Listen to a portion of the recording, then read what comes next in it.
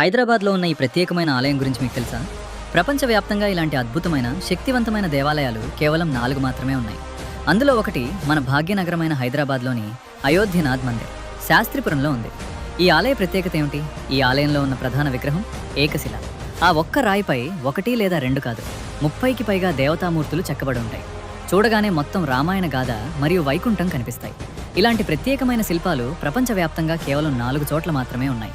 తూర్పు భారతదేశంలో పూరీ, పడమరలో గుజరాత్, ఉత్తరంలో అయోధ్య, దక్షిణంలో మన భాగ్యనగరం శాస్త్రిపురం, హైదరాబాద్. ఈ ఆలయం చుట్టూ హిందువుల సంఖ్య దాదాపు శూన్యమైన ఈ దేవాలయాన్ని ఎంతో భక్తితో పూజిస్తూ హనుమంతుడిలా కాపాడిన పండిట్జీ గారు మన మధ్య లేరు. అయినా స్వచ్ఛందంగా కొందరు యువకులు ముందుకు వచ్చి ఈ ఆలయాన్ని సంరక్షిస్తూ సేవిస్తున్నారు. ఇంత గొప్ప మహిమ కలిగిన ఈ ఆలయాన్ని ప్రపంచానికి తెలియజేయడం మన బాధ్యత.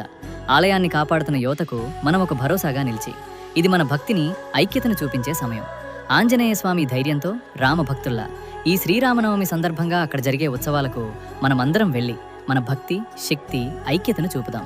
ఈ పవిత్ర ఆలయాన్ని కాపాడుకుందాం, పూజించుకుందాం, సేవించుకుందాం. మన వంతుగా ఇతరులకు ఈ విషయాన్ని షేర్ చేసి ఆలయ భవిష్యత్తుకు పునాదులు వేసి ఆంజనేయ స్వామి అనుగ్రహం పొందుదాం.